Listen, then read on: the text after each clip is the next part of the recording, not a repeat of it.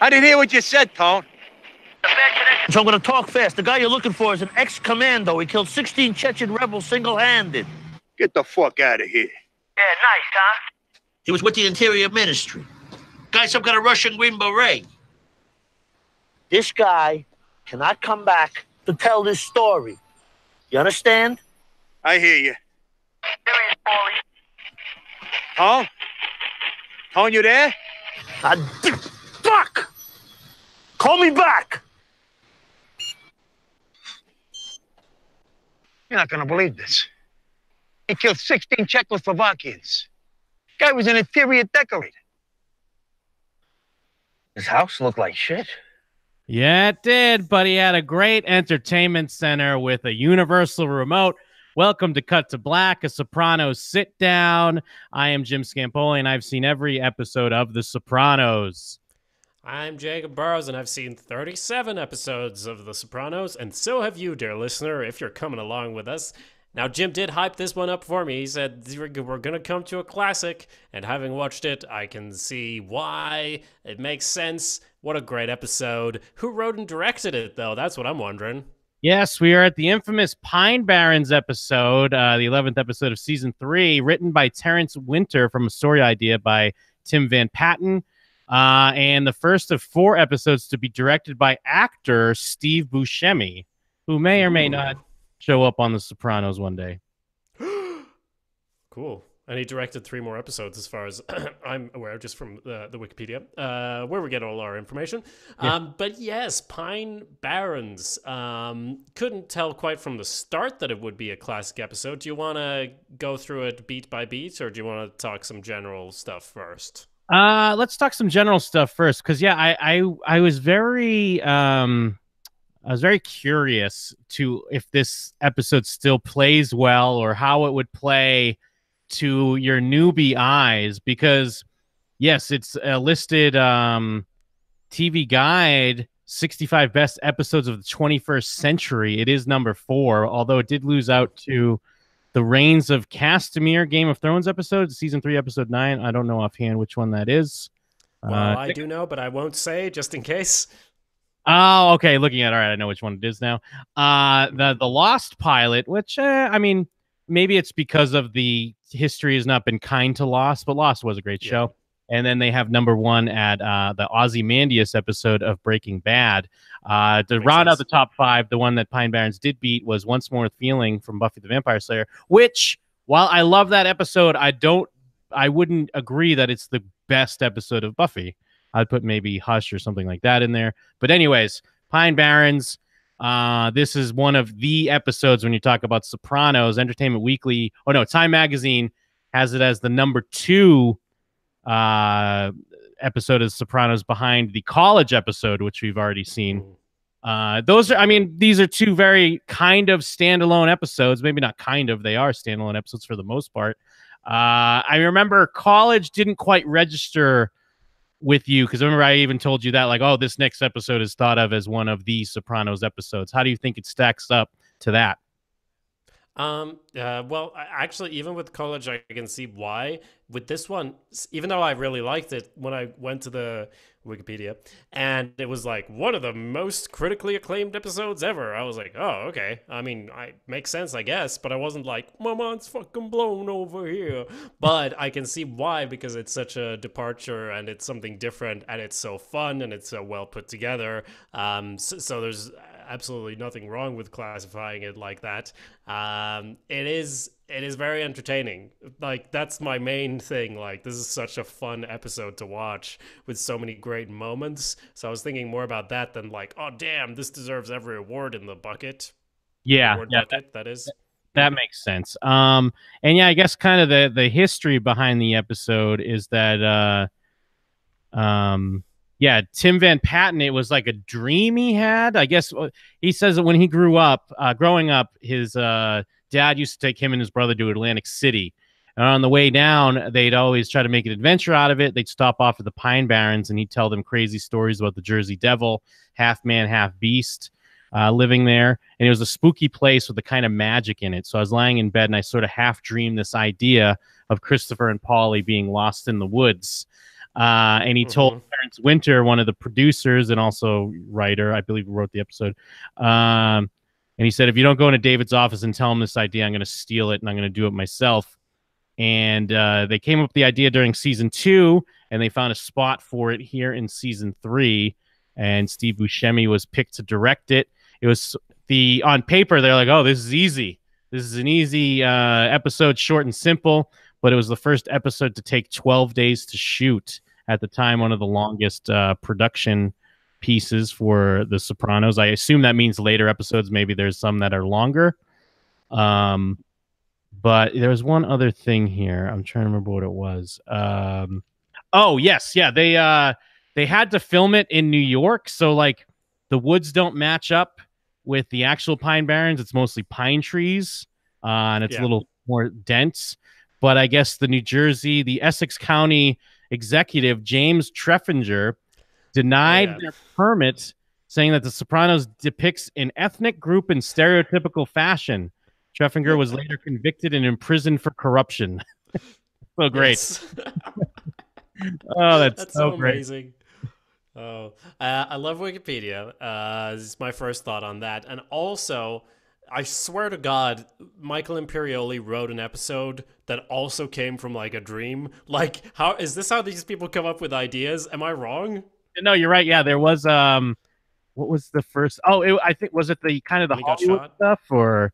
Oh no, you're right. Yeah, when he got shot. No, you're right. When he kind of had a dream that Christopher has a near-death experience, and that's where all that came from. Yeah, so they apparently like we're doing it the wrong way with our writing. We should just sleep more, and we'll be famous writers in no time, apparently, and award-winning, I assume. This is a great episode, though. So they all did the right thing in pitching it, getting it done. Because even though even though nothing, it's just a great episode. Yes, and then Alan Taylor, the director, he won an Emmy for a later episode, a show from the 6th season. But in his speech, he specifically called out this episode. Although I did better on that one. Although Alan Taylor, who directed a lot of great episodes of TV, and also directed episodes, I believe, Mad Men and of Game of Thrones, his movie output is pretty bad. He directed that Terminator Genesis movie that came out a few years ago. He directed Thor 2, The Dark World. So maybe we shouldn't listen to him. Anyways, so here we go. Was there any other thoughts? Like hearing now that this is one of those episodes, like you said, I guess you said you understand it, but it didn't quite hit you the same when you watched it. No, it was a great episode. It is a great episode. I don't know if I'll ever watch an episode. The thing is, it's not, if you compare it to the episode of Breaking Bad that was the #1 spot there, if you watch, I'm not going to say what happens in it, but you watch that episode and you're like, holy shit, like, this is one of the best pieces of television I've ever seen. All I'm saying is I didn't have that reaction here. I was just like, wow, this is a great episode, you know? Agreed. Okay, I could see that. Although I guess the Breaking Bad episode is great. Although it's not, I feel like you could take this episode of Sopranos and show it to somebody who hasn't watched any of the Sopranos. Yeah. I don't know if you could necessarily do that with that episode of Breaking Bad. I mean, you could. No, that's true, but that also means, though, that there's not as much happening in this episode as there is in Breaking Bad. Though I totally agree. Like, this is a very solid piece of television. And extremely entertaining, and I can see as well why it sticks out, because it's got this unique, like, men trapped on a desert island type feeling, but they've tied that in with the locations around Jersey and New Jersey, and like everything to do with their personalities. And they still have cell phones, but they can't call for help because they're there to murder someone. It's just such a fun situation. So it's very good. Let's get into the details. Yes. Now, and to your point, like the way it starts, because we got the Stugatz boat and Gloria shows up, and it's a bit on the nose because the song playing is Gloria, Gloria, which then it becomes a diegetic piece of music, if I could use a nice word there, because the song's playing, but then, she walks onto the boat to look for Tony or whatever, but then she turns down the radio like it was just playing the whole time. Which, fine, I guess. It's a weird detail, but to me, it was weird. I was like, oh, okay, so that was just playing in the real world. Because then she's interrupted by the phone that she answers, and it's Tony's old Guma, Arena.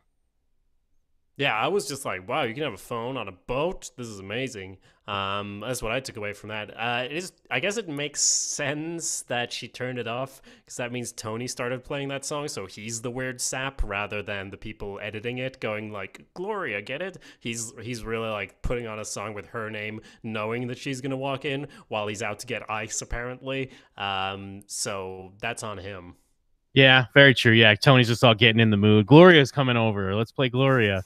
And yes, so in a weird way, like it's not quite his fault what's happening here because Arena says she's from the school. Tony initially goes along with that, but then he does come clean and he says, look, that was an old girlfriend. Gloria gets very upset and she does make a great point where he's like, I didn't want to piss you off. And she's like, well, that's more about you than it is about me. She throws his present out of the boat into the water and storms away. Now Tony reads this like really as like, holy shit, this is crazy. Now I guess it is crazy, but is it that crazy? Well, does she know he's married? Does she? She must, right? Because he talks about his family like later on when he's late. So I mean, he is aware. And like when they're at the zoo, she asks like, "Do you bring your kids here?" So one would assume. But yeah, yeah. I guess. I mean, if you're having an affair with someone, are you that surprised? But she is. Well, I guess because later on we see where he's kind of like, 1 minute she's freaking out, 1 minute, even before it gets to their climax later in this episode. But I guess it's because I'm used to seeing when he's with his Russian Guma Arena, it seemed like she would be like crazy sometimes too, So I guess I just assumed Tony would assume that's kind of par for the course, but maybe because Gloria has this nice job, she is more put together, she goes on her own trip to Morocco, he feels like it's going to be different or something. Yeah, but he knows at the same time that she's in therapy and I mean, Melfi points it out later that like what actually made you pick her. Could it be something more than that? So yeah, that's all interesting stuff. More interesting than that, Polly Walnuts is getting a manicure, which is in great contrast. I didn't realize this until now, but like it's such a like frivolous thing to get, and then compare that to almost starving to death and freezing to death in the woods. So it's a great contrast to have him just do this thing that he obviously doesn't need, and he's there let's go with that finish, and he's answering his phone and he just gets a bit annoyed that he has to go do something for Silvio. And I was like, is Silvio really sick? What's going on? Is this some sort of political thing? And then like Silvio just hands him a note, and I think it's because he can't talk because he actually does have the flu. I read it as he is sick, but yeah, I thought the same thing too. Are they doing some sort of move here? But no, Silvio's just got the flu. He's got to go home. He's got a upset tummy and he can't talk. Yeah, exactly. So we get to therapy where Melfi is there with both Tony and Carmilla, and they're saying, it's going better. Therapy's really helping, and we're not even fighting that much. And I'm like, did you watch the previous episode where you were fighting? Like, how long has it really been since Christmas at this point? I'm not sure. Maybe that singing fish really brought them together. Yeah, because Carmilla was loving it. And yeah, they start talking about the Jackie Jr. situation, and what that means. And yeah, I guess that's where she points out that they're not, even though it's not like a cordial conversation they're having, but I guess they're not yelling at each other and she's not crying. So I guess that is progress, as far as therapy's concerned. And then we have Meadow and Jackie playing Scrabble. And he puts ass on the board and says, like, give me some. Just kidding. Unless you want to. Kidding. I'm kidding. Because she's clearly sick. She looks like shit. But he still just wants to fuck her. Like, yeah. Good. No, I was just going to say at the same time, she puts in oblique K. No Spanish allowed on the board, Beto. What are you doing? I do feel like the Sopranos writers are very good at writing idiots. Yes. Because it's just kind of an older AJ basically, because it's just so on the nose that he's so dumb. And one thing, when she has to define the word oblique, and granted, that's a word that I've heard. I would not have put that down in Scrabble. I would have been staring at all the letters like in the correct order, except one letter was misplaced, and I'd be like, oblique, oblak. Like I wouldn't have gotten it. But she says, "Come on, you're in college." So adding to our theory here, she still believes he's in Rutgers. So it does. I think this supports the theory that he had her write a fake paper for no reason, just because he didn't want to tell her that he wasn't in college. So yeah, yes, even a bigger. But it doesn't make any sense. He's not smart enough to do that, but he did apparently, unless the timeline's just messed up. But no, I mean he's not smart enough to do that. But he's I wouldn't say good liar, but he's good at just coming up with shit at the moment. We always see it when he's with Tony, and he's like, "Oh, T, my friends did this," or even the lies he tells Meadow. I could totally see her being like, "How's school?" Oh, and he'll be like, "Ah, shit, I don't know. I got to write a paper on Edgar Allan Poe. I can't figure it out." She's like, "Oh, I can help you with it." And, "Oh, actually, can you do it?" And even though he doesn't need to write an Edgar Allan Poe paper, and she just wasted her time. But he's what actually happened was that she said, "Oh, are we not hanging out tomorrow like you said?" And he's like, "No, I have to write this paper." Meanwhile, he's just off fooling around with other girls. That's what's going on. And he's like, "Oh, I got to write that paper." And the next day, he's like, "Oh, I didn't finish that paper. I'm gonna work on it. Go home and work on it." She's like, "I'll just write it for you, okay?" And he's like, "Sure." You know what? I think it should have been the Telltale Edgar Allan Poe paper. Yeah. Exactly. We cracked the case, I feel. I know we asked you all last week to send in your emails. Just don't, because we cracked the case. And I mean, yeah, Jackie's just selfish because Meadow, I mean, you're sick, and when you're in a relationship, it's nice when, your partner takes care of you, and you can tell she wants that, or at least spend some time while she's trying to get through her flu. She got it from Silvio somehow. It's things going around. But he just makes an excuse. "Oh, yeah, I'm beat. I got to get going. Maybe tomorrow night, since you're not going to give me your sick ass right now." That's some sick ass that he really wants to tap, but no. Well, speaking of them being great at writing idiots, next scene starts with Paulie and Christopher. And they're arguing about the Russians, how those cocksuckers moved nuclear warheads into Cuba, pointed them right at us, and Christopher says, "That was real? I saw that movie. I thought it was bullshit." So... yeah. Lest we forget, he may be a made man, but he was once Jackie Jr. and still is at heart.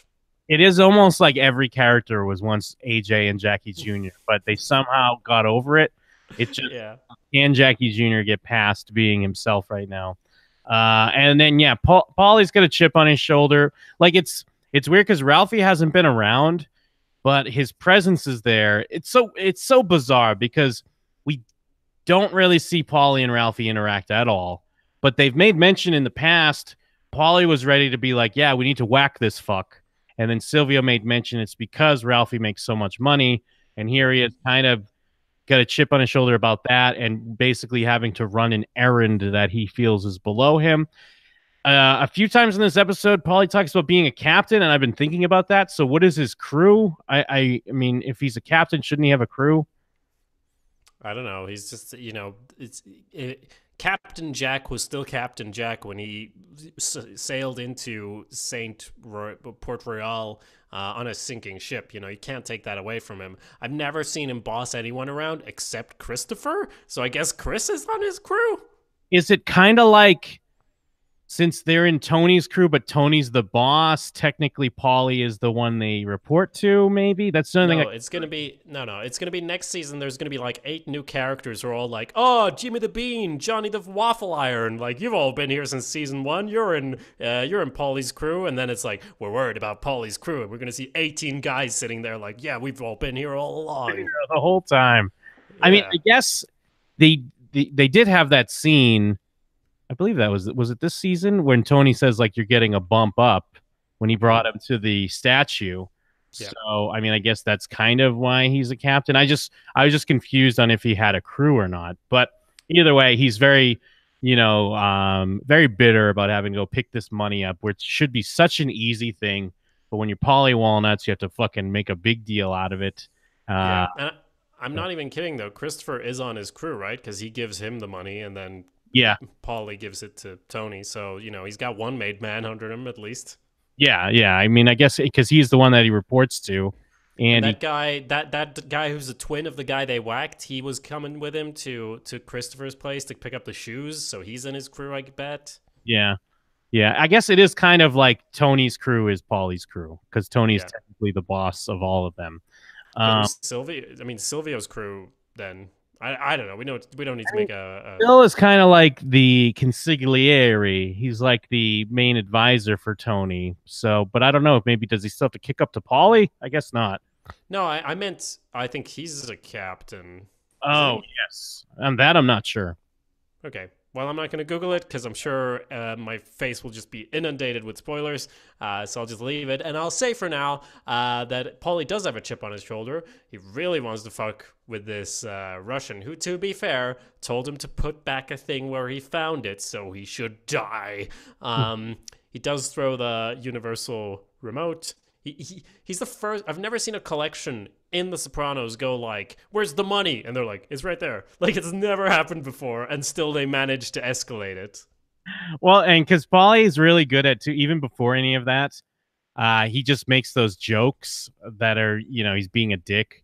Where he says something like, "Where are the other 30 people that live here?" Does his Paulie laugh about it? And then he's annoyed that the Russian has a nice like home entertainment system, and he's confused by the universal remote. I guess at the time a universal remote was a new thing, but I guess that style of universal remote maybe. And he it still looks weird to me. Yeah, puts universal remote back in docking station, and tosses it on the floor. It's kind of cheap because it breaks immediately, and then it gets crazy. He starts to get into a fight. Paulie's like yelling at Chris for a little help. Then Chris is getting attacked. And he needs a little help. Then Paulie starts choking him with like a big lamp. Chris jumps on his legs, and they think that they broke his windpipe. Yeah, and to break down the steps of how this escalated, he breaks the remote. The Russian guy says, "You want to fuck here, cocksucker? You come into my house," and he starts to stand up. Paulie's like, "What did you call me?" And he pushes him down. And then I guess he does kind of try to get up again, but he doesn't do much. He just gets a bottle to the head immediately. But right. Yes. Yeah, but he is Russian, so he just keeps going, and he keeps going, and he keeps going. Got that lamp, or what the fuck is it? I don't even know. Lamp? I guess it's a lamp. It's kind of like a big lamp, but it looks heavy. And then he's choking him with it, but then when he gets on the ground, he's kind of like picking it up and like bashing it down on his neck for the most. Yeah, and they're like, "Oh yeah, his windpipe's cracked. He's definitely dead now." And I've seen Goodfellas. We've all seen Goodfellas. He's not dead. He's so clearly not dead, but they wrap him up with duct tape, throw him in the trunk. Like, for the next 10 minutes, I'm just, like, waiting for the banging to start so we can have a repeat of Goodfellas, which eventually kind of does happen.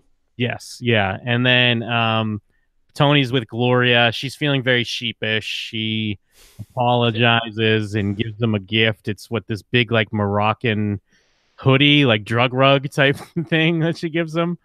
And then he gets the call, has to go in the bathroom, trying to tell him about the problem. And I love that, like, they're kind of talking in code. And as we see later on, like, the code is so useless, like when he's at home yelling about it. But I love how it escalates through all these multiple calls to Tony, and Tony's getting more and more annoyed because he has a meeting with Slava, or whatever his name is, who's a friend of this Russian, and he doesn't know if, he's walking into a fucking buzzsaw or something. Yeah. And I'll say, there are repeating instances where the phone is breaking up to hilarious effects. Yeah. And like that starts here. It's not because they're out in the middle of nowhere. It's like already bad connection. Or maybe it's because he's flushing the toilet. I'm not sure. But either way, at times you start hearing like a radio or like other people talking on the phone. And granted, I was young, but I was alive at this time. And I believe I had calls on a phone, and that is not a thing that happened. You wouldn't start hearing other people's phone calls on your phone calls, right? That is a thing that used to happen. I don't remember it being on cell phones, but I didn't have a cell phone until much later than this anyways. Even when it was kind of regular, I didn't have a cell phone until like the mid-aughts. But I do, if you had like a home cordless phone, this is a thing that would happen. Sometimes you would hear like a different conversation. Like you wouldn't be that very clear, but you could hear someone talking and like, oh, I'm getting interference on my cordless phone. Okay, weird, because, well, to be fair, I did not have access to that technology at the time, so I can't say for sure, but I also think maybe telephone lines work differently in different countries, because I've never heard of that, but it was just kind of weird for me to, like, suddenly you hear a different conversation, but hey, if you say so.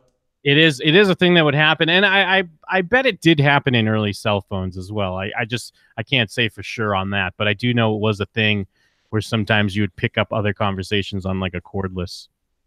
Yeah, it just sounds like a walkie-talkie, but I guess early cell phones were basically long-distance walkie-talkies.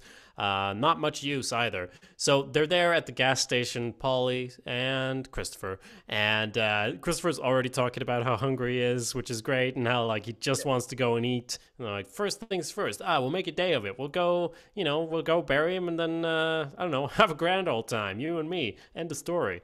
Yeah, we'll go to Atlantic City, play some blackjack, go to Morton's Steakhouse. Like that way, they don't waste the whole day.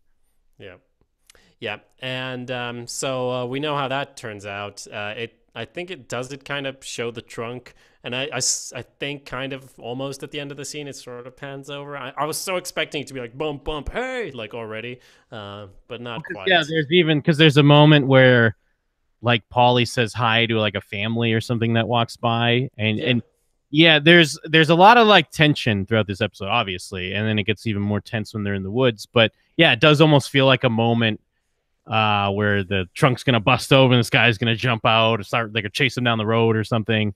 Because we're all waiting for it. Then we got Tony with Melfi talking about how Gloria makes him happy. I think this is when he kind of owns up to it and tells Melfi about the relationship. I like that she can't outright say like, look, Gloria has this, and this issue, obviously, because it's her patient. They have confidentiality, but she'll just be like, does she seem happy? It's very leading, like, and Tony's not picking it up. He's like, yeah, of course. She's a put together woman. She reminds me of you. But she's got the great legs or whatever the fuck he says. But I like she's kind of being like, look, she's crazy and you're crazy. So what are you doing? Yeah, I mean, also note, this is good because Melfi was freaking out about like both her idiot lying patients and telling him like, it's up to you if you want to make any actual progress here or actually get anywhere. If you're honest with me or not, that's up to you. And he does, he says, I'm going to be honest with you. I'm seeing someone. It's this person. The only reason he does that is that they had an uncomfortable moment on the boat. Like that, he's not actually doing it for himself. He's just like, well, this just happened, so I want to talk about this, and I'm annoyed. So it's not really to further his therapy as such, but at least like if you're Melfi, you gotta be like, fucking finally, okay, Tony, let's get going. Yeah. But of course he's just like, well, she's Italian, that's great, and just like, what is this, West Side Story? Yeah. Own kind. You stick to your own kind. So yeah, that comes out. Now they're in South Jersey. Chris is still hungry. They open up the trunk. The Russian is still alive.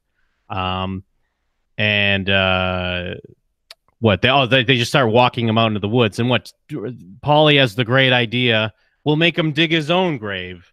Now, would you dig your own grave? Because at that point, you already know you're going to die. You might as well just die, I guess, right? I mean, just like I think Melfi says at some point that it was the last episode, I guess, but like everything I have to go off is movies and television.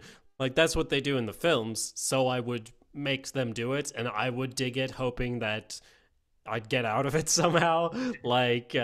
But then at the same time, I'm looking at these people, these characters, and it's so clear that this guy's gonna fuck you up. You could barely wrestle him down when it was the two of you, and you're both standing like super close, and he's yelling about how he cleans his balls with ice water, and you're there shaking.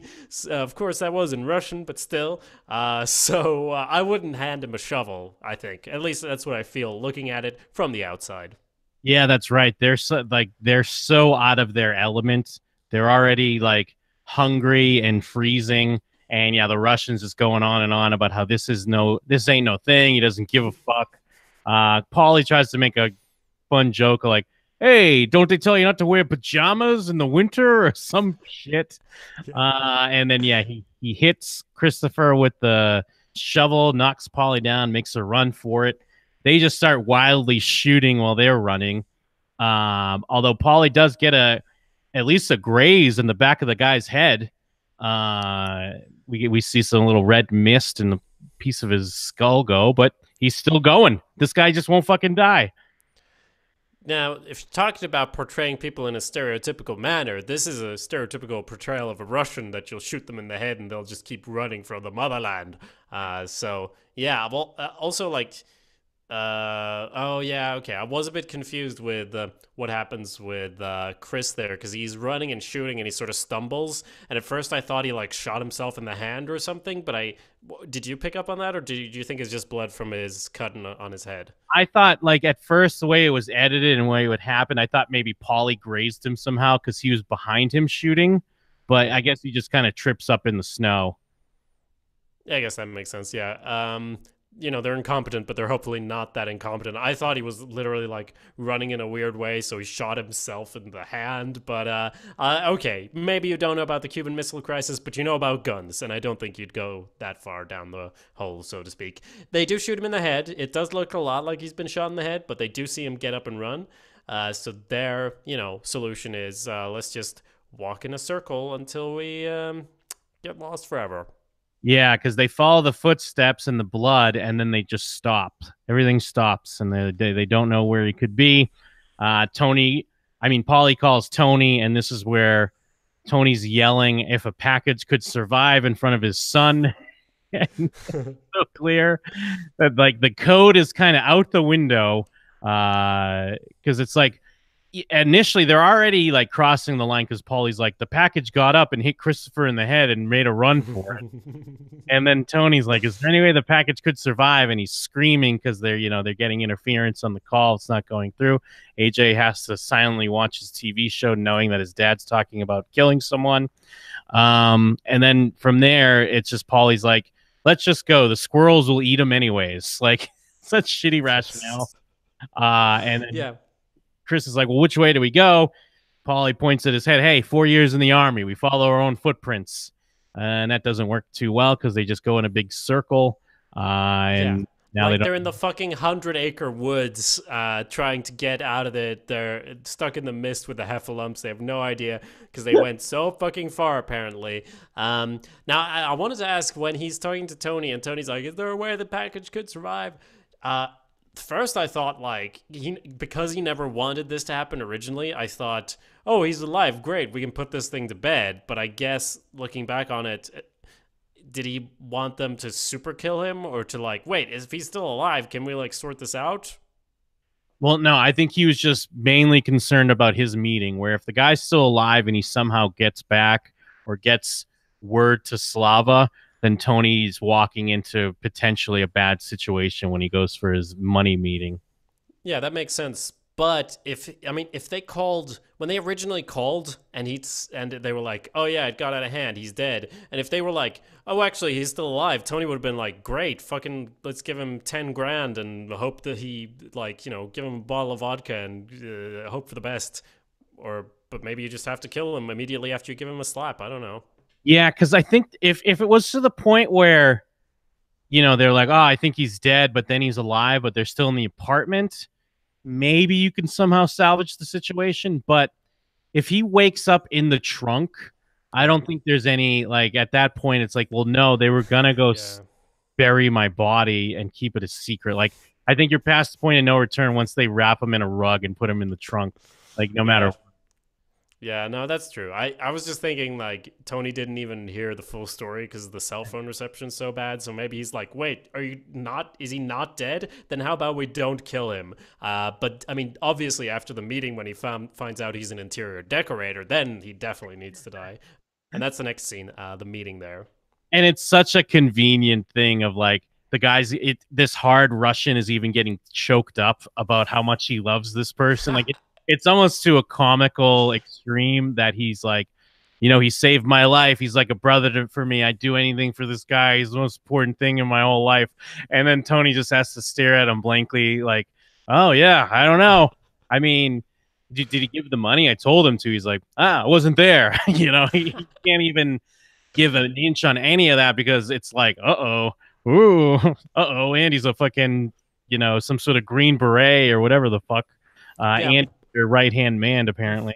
When he starts crying there, I thought like, okay, so he actually did get out and contact him, and this is a trap because why would he be crying there unless he somehow knew that that guy was dead or like involved? But it's like, oh, he just drinks the alcohol. It's so sad. It's like, oh yeah, oh cool.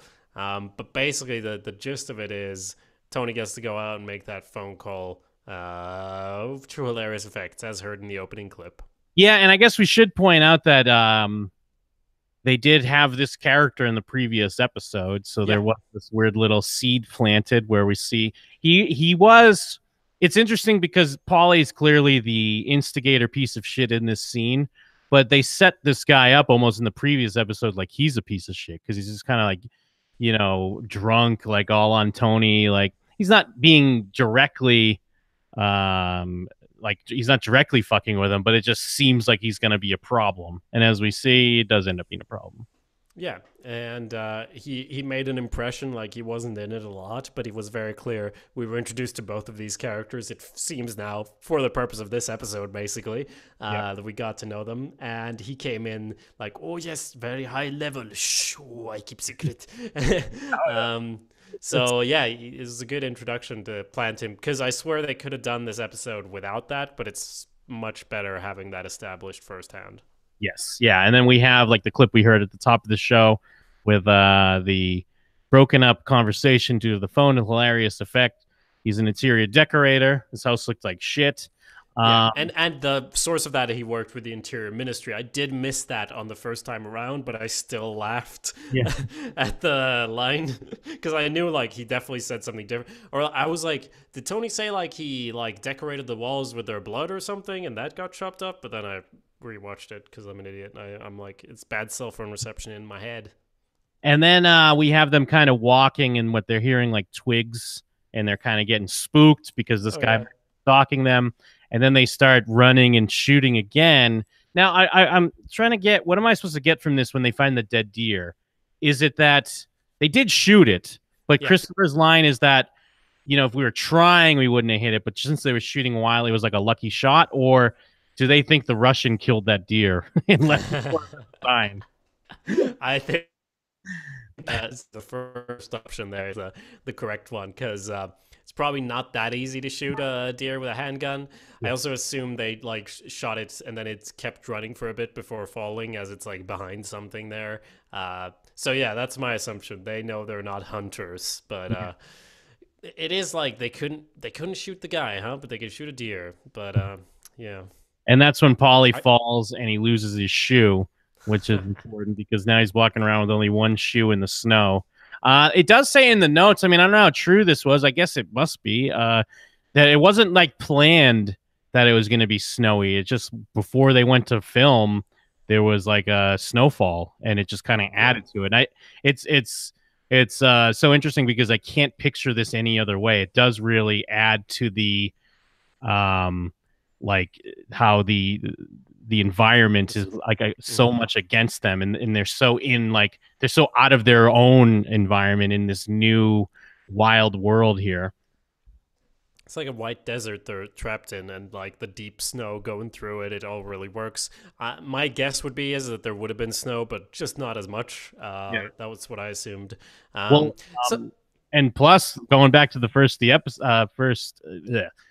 episode of the season with AJ and his poem, miles to go before I sleep, what's snow? Snow's white. And he's like, well, that's death. But it's like, well, but I thought black was death. Nope. No, it's white too. So hey, so it's all coming back together. Well, they do have miles to walk before they sleep, so that does add up. And so, of course, we can't go an episode this season without having Jake Jr. Be a piece of shit again here. So he's just putting on his deodorant there, his manly leather jacket perfume, and yeah, I'm just gonna go get my mom's car inspected with my buddy. Oh, he's a mechanic. Like, he's really great at this bullshitting stuff, but it's all such surface bad bullshitting as well that everyone just sees through it or senses that it's not real. And yeah, he's just gonna go because his friend's a mechanic, so he can only do it at night. And he hasn't learned anything. He didn't bottom out. He didn't bottom out. That's the thing. He could have bottomed out. Like, it doesn't make any sense that he would still be around Meadows, still doing the same thing after this. Like, it makes him such a weird character.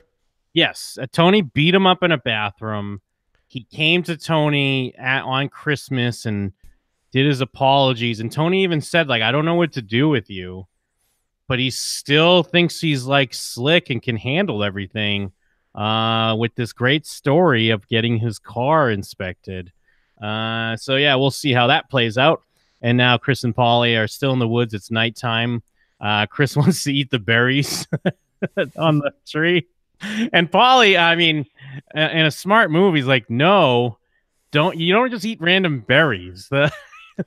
I swear I've had conversations like this in the woods, not in as dire situations, but it's like, these are definitely the ones that aren't poisonous. Unless they're definitely the ones that are, because I recognize these ones, and I'm not sure if these were the ones we don't eat or the ones we do eat. So they opt not to, and instead they find a van or a truck. It doesn't have any back wheels on it, because someone just dumped it there, I guess. And they get inside. I guess it would be a bit less cold. They're less exposed to the wind, at least, but it's still not super comfortable. Yes, yeah. And then we see the Soprano family is at dinner. AJ tells a great joke, or Tony ruins his joke, kind of. Shit, what was the joke? Like hot tamale, like chilly today, hot tamale. What's the weather? The weather in Mexico. And then AJ's friend said he made it up, which that's a great moment because I've had those moments where someone tries to tell me they made up a clearly fucking thing that's been around forever. Gloria's setting up for her dinner, and I like that Tony has all these things stacking up against him, but they're all kind of very minute, especially in comparison to what Paulie and Chris are dealing with, like potentially freezing to death. But Tony has to be like, oh no, I need to make it up to Gloria, my side piece. I got to get to my steak dinner at 9 o'clock, but here I am dealing with my family dinner and potentially Christopher and Paulie. And then as we see Carm's parents come, and her dad has glaucoma, so he's going to stick around for coffee. Things are going crazy. I will say, sitcom Tony. All this time, even with the tension in the woods, I'm like, what time is it? What fucking time is it? Because you're going to be late, Tony. And they do have a clock on the wall that shows that I believe it's like 20 to 8 when he sits down for coffee. So at that point, I'm like, this is fine. You can make it, right? Where does she live? In fucking Boston? Like, How are you 3 hours late? Because he does show up 3 hours late. Just have a cup of coffee and go like, oh, yeah, glaucoma. Oh, I got this work thing. Oh, but guess it didn't work out that way. So he arrives 3 hours late. Because that means if he's 3 hours late, then yeah, he's been sitting there for like 4 hours with his family. I guess it makes sense, though, because it's one of those moments where, and especially what we know about like Carm's mother, because she's even like yelling at Tony for swearing on the phone, is that it's this, let's talk this out. And it is a big deal, like, you know, her dad has glaucoma, but I'm sure Tony's like, ugh, he has to sit as they're all talking out what they're going to do, what's the next step, how do we get this fixed. And meanwhile he's like, oh my god, I got a Gloria dinner to get to. But Chris finds a Nathan's bag, speaking of dinner, and they find some condiments in there, and Chris and Polly are sucking ketchup and mustard out of packets because they're starving. Yes. And I love, one of the things that's the best about the episode is the mix of them sort of fucking with each other, but also there's this camaraderie of them being in this together in this ridiculous situation that's completely their own fault together. But still, it comes out in moments like, oh yeah, try mixing it with the ranch, like mix the ketchup and the ranch or whatever he says, Yeah, the relish. stuff like that. Yeah, or the relish, or like when they're making their like cloak out of the carpeting in the back of the van, and moments like that when they're like actually on the same side. It's kind of adorable. Yes, except then when Paulie does call Tony and he sees that Chris might be napping, he starts being like, excuse me, your nephew, you know, he doesn't know how to handle situations. That's all I'm going to say. Yeah. Planted. Sometimes he acts before thinking. Yeah. And as we find out later, he actually heard that. So pretty bad for you, Paulie. It's I mean, we may as well get like the climactic scene. It feels like it's the climactic scene where he threatens him with the gun there. Like, there's a bunch of great short scenes in between where they're arguing about, like, oh, he's definitely dead and this and that and everything. But when Christopher, like, pulls the gun on him and everything, what I sense there is a shift in their whole power dynamic, because it's almost worse that he laughs at him than it's like Junior said at the start of the show, like, you better come in here heavy. It's a sign of respect. So when he pulls the gun on him and like, you cocksucker, that's something. But then he's just like, like starts laughing there. And that, when you look at Paulie, when he pulls back, that's like something's changed there. Yes, yeah, and it starts with when Christopher just starts pissing outside his window. And Paulie's like, you know, I don't want to smell your piss. Do it on your side. And then he does specifically say, you know, captain or not, we're both just two assholes in the woods. So yeah, they're losing that power dynamic. There's no pulling rank anymore. You're just another guy. And he even, I like how he's like, you know, I just run off into the woods. You know how fast I am. So, and I'll just leave you. Yeah. Like, he threatens to leave him. Like, it's even worse than having to kill him. But yeah, they get this like cabin fever where, you know, they're against each other because Chris heard what he said. But then in his mind, he's like, he's going to strangle me while I'm sleeping. And in a weird way, I guess not that weird. I do believe it. Like, Paulie would do that. He would strangle him and then be like, you know, your nephew lunged at me. I guess the only reason probably why he wouldn't is because of that more personal relationship that Tony has with Christopher. But it is great that these two, you know, tough mafiosos are kind of at their wits' end because they're stuck in the woods. Now, when I remember originally watching this when it aired, and it was very tense to me because especially even when they're like, Chris is getting out of the van and then he's outside and then they're in the van. I kept waiting for the Russian to like pop up at the window. I really thought this Russian guy was going to show up again and like take one of them out. I mean, as we know, it doesn't happen. But I mean, did you pick up any tension like that watching the scenes? Yeah, although it got to a point where they're in the van and I'm like 80% sure the Russian got in their car and drove off. And then by the end of the episode, or rather when Tony shows up, I'm like 95% on that. So that's kind of, and I start thinking that like around the time they see the dead deer, it's like, yeah, this guy, I guess it's possible he's dead, but that's not what I would put my money on. So I guess there's definitely that tension for sure, though, when they're in there and everything. But it wouldn't have made sense for the Russian to come up and try to attack both of them anyway, because they have the guns and everything.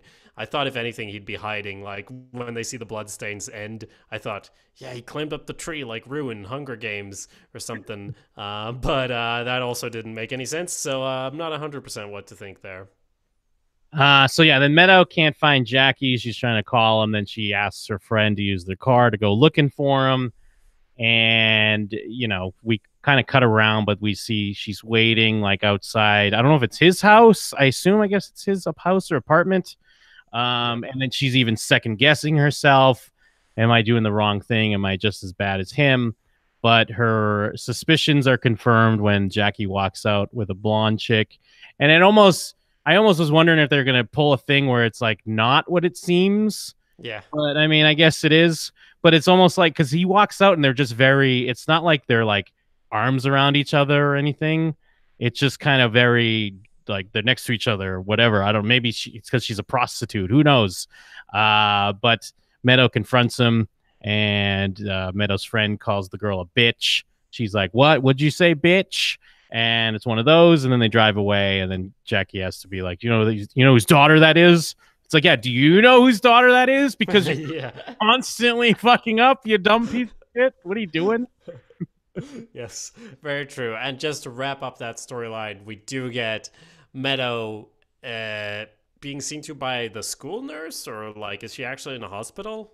Yeah, I was thinking that too. It must be the school nurse because they're not really in a hospital setting, and it is interesting. It's kind of like a flip now. That Caitlin comes in and she's kind of more reasonable and rational, and Meadow is the teary, like melodramatic because she's even like, he's not, he's great. You don't know what it was like growing up with our families. And I get like that is kind of something anyone would do, a girl or a boy. You're betrayed by your partner and you start making excuses because I guess you don't want it to be over, even though it clearly is. Yes. So clearly isn't, though, because if I know anything about Jackie Jr., he's a floater. We'll be seeing him for the next couple episodes. Just try to flush him down. He won't ever go away. So let's talk about the other parts there. I do have to call out when Christopher is trying to light a fire by rubbing sticks together. It's so great. That's sort of where he hears a twig snapping and he has to go back. But it's like, that's never going to happen. But I love your dedication, Christopher. It's so great because it's clear, like, it's not like he's pulling from any type of real knowledge. He just knows that some people, you can rub sticks together and somehow make a fire. So he just kind of gets some sticks and he's rubbing them together, but it's not going to work. Meanwhile, Tony does show up to Gloria as he's late. He does kind of turn it around and they have sex, but then he's lounging in his Moroccan hoodie and he gets a call from Paulie, which it does make sense. Like at this point, Tony should have been kind of aware, like, okay, we need to go. If they're still stuck in the woods, I guess he didn't quite understand the full extremity of the situation because Paulie's like, I'm calling Tony, and Chris is like, you're gonna piss him off. And it gets to the point where he's like, put my nephew on the phone. All right, I need to go help them. Gloria freaks out, throws a stake off the back of his head, which according to Wikipedia, Steve Buscemi had to do because Annabelle Sciorra, the actress who plays Gloria, or the prop handlers were not able to hit Tony with the stake. So Buscemi successfully hit him right in the back of the head. And I do like that moment, though, because he stops. And even though I've seen it before, I couldn't remember. I was just like, is he gonna go and choke her or some shit? But he just gives her a look, and I don't got time for this shit. And he leaves, and then she kind of trashes the rest of her dinner because she's not just some fucking whore. You think you're gonna come here and fuck me and leave? I don't think so. Yeah, and he's like smiling or almost laughing there as well, because you're right. There is a tension of like, is he gonna go do something, or he kind of decides to laugh it off because he can't leave going like, I'm so mad. He has to leave like, you're so crazy. Like, this is hilarious to me, because if obviously it does make him annoyed, but he has to choose which way to go there. Kind of similar to Christopher with the gun against Paulie there, because he has to pick how real am I going to make this. I will say, as far as the phone call, it felt like to me, what is this? Is this a one-man operation? The boss has to handle everything himself? Yeah. Like, is Tony the only phone number in your phone, Paulie? And this is the point where we have to question, where is Paulie's fucking crew? Because apparently he doesn't have anyone he could call. But I guess if they're this incompetent, anyone below them is going to be just worse. So they bring it up the ladder to Tony, who does manage to fix it, basically, by pulling in the cavalry in Bobby. Yeah, and I guess that also the Silvio being sick kind of works here as well, because it's like, well, why wouldn't you call Silvio? It's like, no, he's out of commission. And then maybe it is another case of like, if he did call like Patsy Parisi or one of those underlings, it would, very similar to how Chris and Paulie's dynamic is changing. Would that make them respect them even less because now they see them in this state lost in the woods? I But mean, I think, good. yeah, I just think Paulie would care so much more about Tony's opinion in that case. You know, True. I would have thought he would have done anything to keep Tony from seeing him as any less capable than he is, even though he's already fucking up the situation. Yeah. But it's interesting. He does call Tony. It makes it feel like a family operation. You got to get the CEO down there to get his hands dirty when the copier breaks, I guess, because he's the only one who knows how to sort it. Well, him and Bobby, who does show up in gear, and Junior's involved as well. I do like that basically the whole gang has to get together to fix this. Yeah, and it's weird because it feels like we haven't seen Junior in a long time, so it's nice to see him again. And then yeah, they're waiting for Bobby, and Bobby shows up, and he's in full gear. He's got his like orange vest with his like camo underneath. Tony starts cracking up, and there is actually a story behind that, and we could let Steve Sharippa tell us the story himself real quick. Hold on. Perfect. Yeah, let me pull it up. Whoops. All right, there we go. There was a scene that was in the 3rd season when he calls me to go and help him, and I come in with the hunting outfit, the Pine Barrens episode. Did you call Bobby? He's on his way. And he said, you better know how to make me laugh tomorrow morning, because I had to walk in with his hunting outfit, which he had already seen, and I had to be funny. So I told the prop guy, I said, listen, do you have any dildos? And he found me the biggest dildo, looked like an Italian bread. And when I come into that room, which is the scene you see, I'm off camera, and you see Jim basically fall over laughing on the counter. And you could almost catch Dominic, he crack a smile. That was a funny scene. We had a lot of laughs that day. That's great because yeah, I almost see like Junior's kind of making. Maybe now in new context, maybe he's really kind of like, oh, come on, guys, we're fucking actors. What are you doing? Got a big dildo on your fucking that you're holding, you piece of shit. Was he holding it, or was it a strap-on dildo? Oh no, it was a strap-on. No, you're right. You got a big dildo hanging out. Come on, guys, can we respect the art form?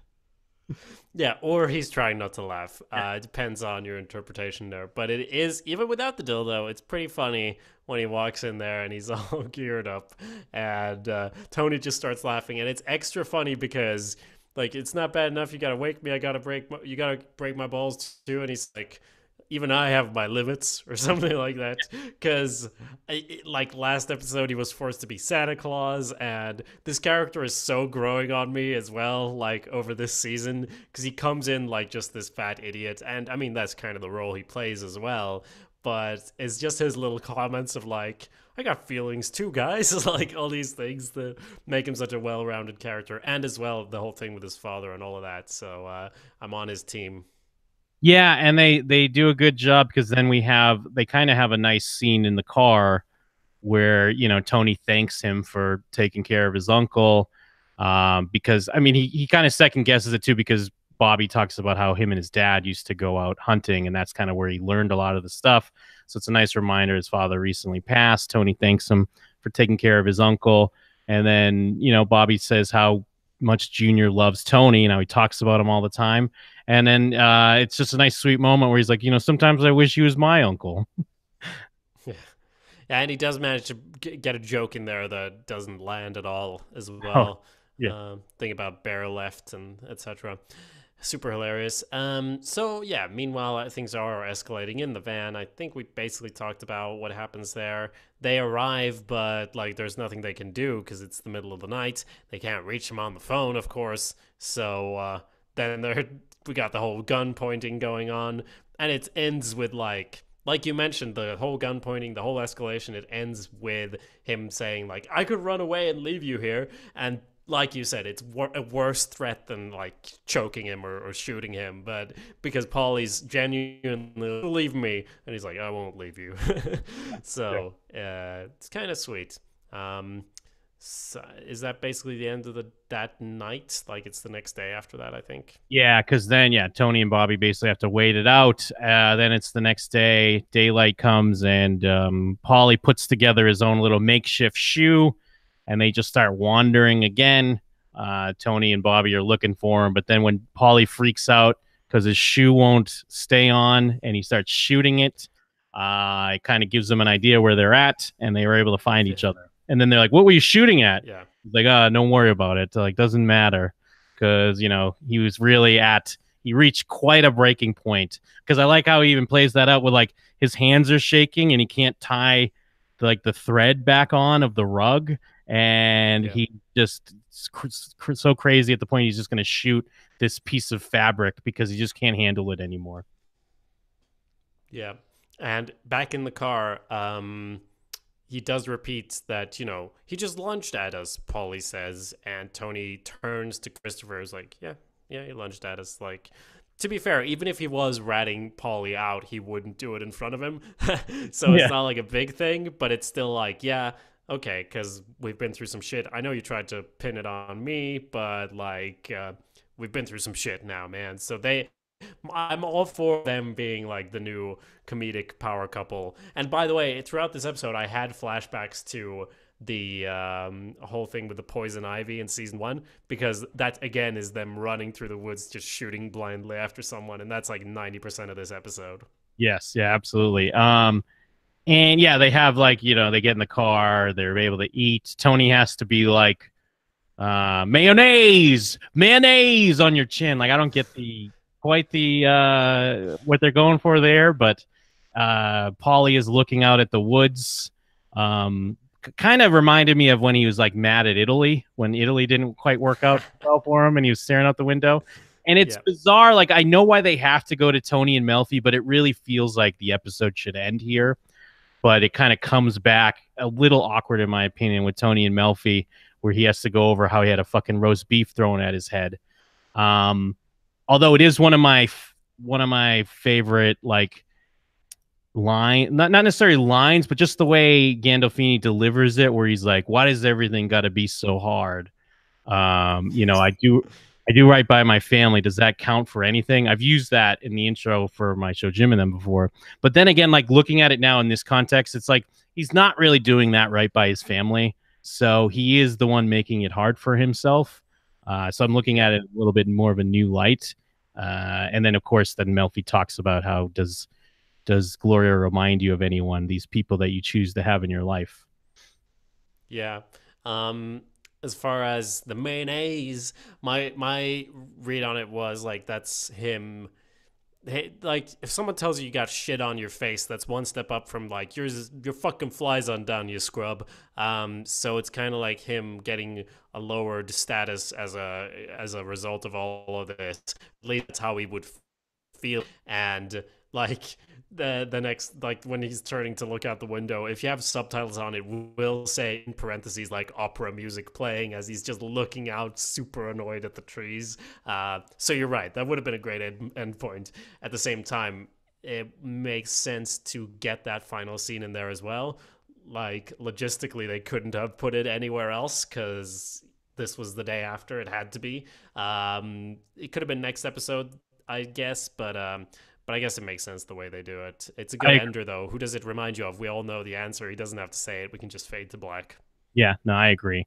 And I mean, one thing I want to talk about, I think kind of we have to, since we're here on this episode.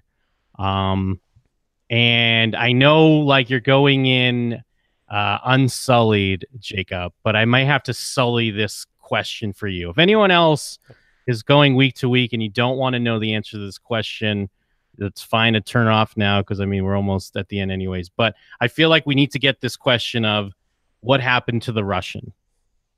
Are you okay if I tell you? Well, first off, do turn it off. I just want to say, before you turn it off, dear listener, do leave us a review at iTunes. That's Cut to Black on iTunes. You can also find more from Jim at jimandnum.com and me from ozpedia.org. And you can also send an email to showswhatyouknowshow@gmail.com. So as far as the Russian, yeah? Well, I was just going to say, the only question I'll answer, I'm not going to say anything specific. The only question I'll answer is, the question is, like, do we see the Russian again? Well, so we're going to answer this now, listener. Wikipedia is a shit sometimes because they do have great facts, but just scrolling past it, I saw, like, theories on the Russian. What happened to the Russian? And I'm like, well, thanks, Wikipedia. Even though I didn't read it, it's like, well, you just told me he doesn't show up again. And I would have thought that he would. So that felt a bit shit. Yes, yeah. So I did want to get that out of the way because rather than like if we wait till we covering the last episode and then we'll be like the Russian, huh? Yes, the Russian does not come back up again. There's not really like a Which definitive. does. I don't think it's bad that he doesn't come up, but it does. Knowing it now makes it feel worse. Like it cheapens it a bit because this was a big deal. He was walking into this meeting and all of that, and then now it's like, oh, so what was the consequence then in the end? I believe there was a very similar thing about, about Big Pussy, if he was dead or not, and that was a huge deal. Obviously, he came back alive for a bit, but yeah, it is a bit disappointing. Although, looking at it in the broad scheme, it makes sense not to have it back up. It's really just knowing it right now that's a bit disappointing for me. Yeah, well, because that's the thing. Like, it was this running thing because as Sopranos goes on too, it becomes like longer and longer between seasons. And it was always like when we get into a season, everyone was always like, "Are we going to see the Russian this year?" So over the next, I mean, what was it? This was in like this season premiered in 2001. The show itself ended in 2007. So over the next 6 years, anytime there was new Sopranos, everyone was always like, "Oh shit, the Russian! We're gonna find out what happened to the Russian." And yeah, it doesn't come back up again. I mean, obviously, since it doesn't come back up, that's the only reason why I wanted to at least talk about it, because it's like we're just randomly bringing up later. And there's a few quotes on it from some of the writers, like Terrence Winter. That's the question I get asked more than any other. It drives people crazy. Where's the Russian? What happened to the Russian? We could say, well, he got out and there's a big mob war with the Russians, or he crawled off and died. But we want to keep it ambiguous. You know, not everything gets answered in life. David Chase said, they shot a guy. Who knows where he went? Who cares about some Russian? This is what Hollywood's done to America. Do you have closure on every little thing? Fucking David Chase. That's his answer to everything. Like, what, you want to know what happened to a character? Like, and I get it, because it's very clear in this episode, or in general, that, like, you've said it a bunch of times, but, like, come on, what do you think, this is a mob show or something? Like, it's clearly not about the mob shit. And it's like, well, we want to know what happened to that mobster. Like, he's like, do you not want to watch another dream sequence? Like, fuck off, this is what Hollywood does to our America. Yeah, this is perfect because it does line up with a lot we've been talking about this season that David Chase has really been trying to rub our face and shit.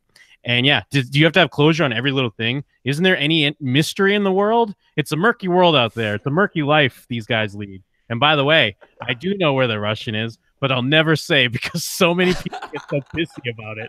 David Chase hates us, but it's like we love that he hates us. Yeah. Oh, that's great. I wouldn't have guessed that, but it makes so much sense. I bet he's... You know, the thing is, if he did survive, shit would have gone down with these Russians, it feels like. But these Russians weren't in this show 2 episodes ago also. So I feel like he could have come out and he said to the other Russian guy, Tony's tried to kill me, or his crew, and the boss said, oh, but we do great business with those, and also let this be a wake-up call to you. Go back to Russia and stop drinking. And then he goes back and he drinks himself to death, or becomes like a Green Beret, and he's like, I'm gonna go back and I'm gonna kill those sons of bitches, and then he gets hit by a train. Like, that's probably what happened, I feel. Yeah, because then in 2008, like, they were still asking about it, even though he was like, I'll never say. And he goes, okay, so this is what happened. Some Boy Scouts found the Russian who had the telephone number to his boss, Slava, in his pocket. They called Slava, who took him to the hospital where he had brain surgery. Then Slava went back to Russia. I can't tell if he's fucking with us, but that's part of the charm, I guess. Because I've heard 2 rumors. I don't see this other rumor I heard on the wiki, so maybe this is just secondhand garbage someone made up. But I have heard a similar story to Boy Scouts found him, and supposedly there was going to be a scene where we see the Russian again, and he like works at a preschool, but since he got shot in the head, he doesn't remember who he's someone else now or something like that. And that was going to be their answer. One of is it Tony Sirico that plays Paulie? Yeah, Tony Sirico said that a tease had been in the works where they had a scene in the season where Chris and I are talking in the bar about whatever happened to the Russian guy. And in the script, we were supposed to go outside, and there he was standing on the corner. But when we went to shoot it, they took it out. I think David didn't like it. He wanted the audience to suffer. So supposedly they were going to shoot some scene where he's just kind of like stalking them always. But yeah, it just, it's not a thing. It doesn't come up again. Yeah. I mean, if that was the alternative, I'm glad it doesn't come up again. And really, even if you did get saved by Boy Scouts, it doesn't matter at all to the story, I guess. I mean, the only thing is, for me, there was still something of like, Tony is like, if this comes up again and it bites us in the ass, it's going to be on you, Paulie. And it's like, well, it doesn't. So it was fine. Yeah, that really stood out to me on this rewatch. I was like, oh, wow. It's like David Chase can't blame us because the episode makes it, especially that. If he didn't have that line, I think he'd have more of an argument of like, who cares? But the episode is like, this is on you. You're dealing with all the fallout. So it really feels like this is something that's going to come back and bite him in the ass, especially because it was completely Paulie's fault. But so there you go. Well, we touched on that. We've also touched on the fact that it's a great episode, and we went into details about that at the top. So beyond that, best episode of all time? What do you think, dear listener? I already did the spiel, but basically you can let us know in an email to showswhatyouknowshow@gmail.com. That's one of the two main ways to contact us. Just pop us an email. Tell us what you think about the end of the season and what we should watch in between seasons. That's showswhatyouknowshow@gmail.com. You can also leave us a little message in an iTunes review. That would be much appreciated. Preferably 5 stars, but hey, we're not your captain. We're not your capo. What are we going to do? Tell you what to do? We'll try, but it might be like Paul. You might be pointing a 3-star gun at our head. Let's hope not. But yes, do leave a review on iTunes regardless. It really helps us out. Yes, absolutely. And there's only one thing left to be said. What's that? Cut to black.